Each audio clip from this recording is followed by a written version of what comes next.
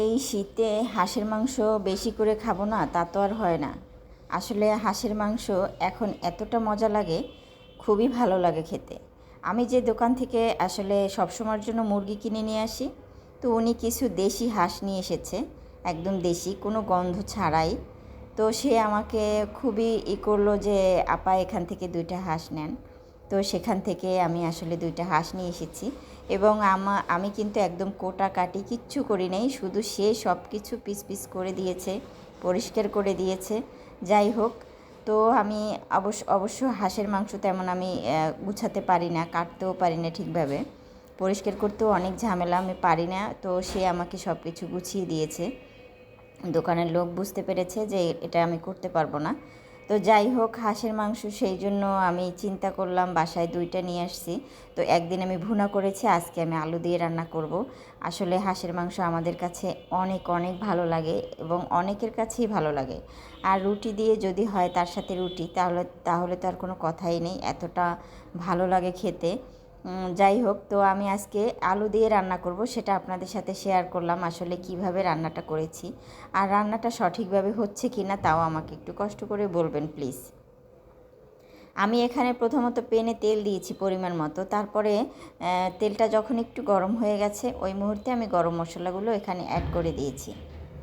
গরম মশলাগুলোও আমি একটু ভেজে নিয়েছি তেলের মধ্যে, যাতে ঘ্রাণটা আসে এই জন্য। এরপরে আমি এখানে দিয়ে দিয়েছি আপনার পেঁয়াজ এবং টমেটো, এগুলো কুচি করে কেটে রেখেছিলাম, সেগুলো এখানে অ্যাড করে দিয়েছি এবং ভালোভাবে সেগুলো একটু নেড়ে চেড়ে দিয়েছি। এরপরে দিয়েছি আদা এবং রসুনের পেস্ট দিয়েছি।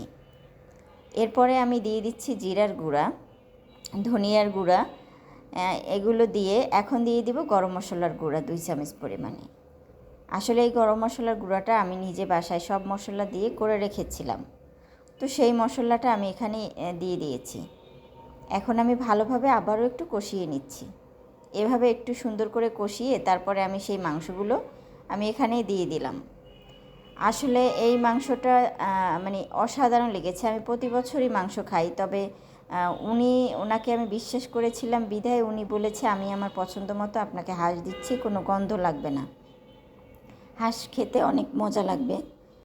তো যাই হোক, তো এভাবে আমি এখন সুন্দরভাবে একটু কষিয়ে নিচ্ছি, খুব ভালোভাবে কষিয়ে নিচ্ছি। তো আমার কিন্তু কষানোটা প্রায় হয়ে গেছে, আপনি দেখতে পাইতেছেন খুবই সুন্দর হয়েছে কষানোটা। এখন আমি হলুদ দিয়ে দিচ্ছি, 3 চামচ পরিমাণে এখানে হলুদ অ্যাড করে দিচ্ছি। আর দিয়ে দিব মরিচের পরিমাণটাও 3 চামচ পরিমাণ দিব, কারণ হচ্ছে এটা এই গুঁড়া মরিচ গুঁড়া হলুদটা ভাঙানো, আর এটা অনেক ঝাল, প্রচুর ঝাল। তো যাই হোক, আমি এখানে 3 চামচ পরিমাণ করে দিয়ে দিয়েছি। এখন আবারও আমি একটু কষিয়ে নিচ্ছি ভালোভাবে, কারণ যাতে গায়ে গায়ে লেগে যায় সুন্দরভাবে, সম্পূর্ণটা মশলা সব গায়ে গায়ে মাংসের গায়ে লেগে যায়, এই জন্য ভালোভাবে একটু কষিয়ে নিচ্ছি। এখন আমি একটা ঢাকনা এখানে দিয়ে রাখবো।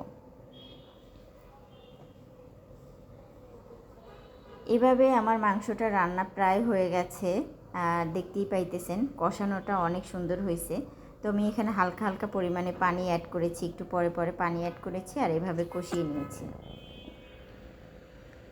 আসলে মাংসটা আপনি যতটা কষাবেন, যে কোনো মাংসই হোক, আপনি যত কষাবেন ততই আপনার কাছে খেতে ভালো লাগবে, সেটা যে মাংসই হোক না কেন। আমি এবার গলায় একটু সমস্যা হয়েছে, হালকা একটু ঠান্ডা ঠান্ডা লাগছে, তো এই জন্য কথা বলতে একটু অসুবিধা হচ্ছে। আর আমি যে আলুটা কেটে রেখেছিলাম সেটা এখন অ্যাড করে দিচ্ছি এখানে। আলুটা অ্যাড করার পরে আমি আবারও ভালোভাবে একটু কষিয়ে নিচ্ছি সুন্দর করে। এখন আমি আবারও ঢাকনা দিয়ে এখানে রেখে দিব সুন্দরভাবে।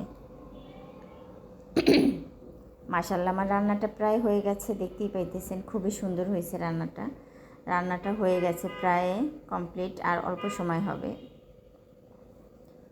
মাশাআল্লাহ, আমার রান্না কিন্তু হয়ে গেছে। আল্লাহ হাফেজ, সবাই ভালো থাকবেন, আর আমার রান্নাটা কেমন হয়েছে অবশ্যই আমাকে জানাবেন।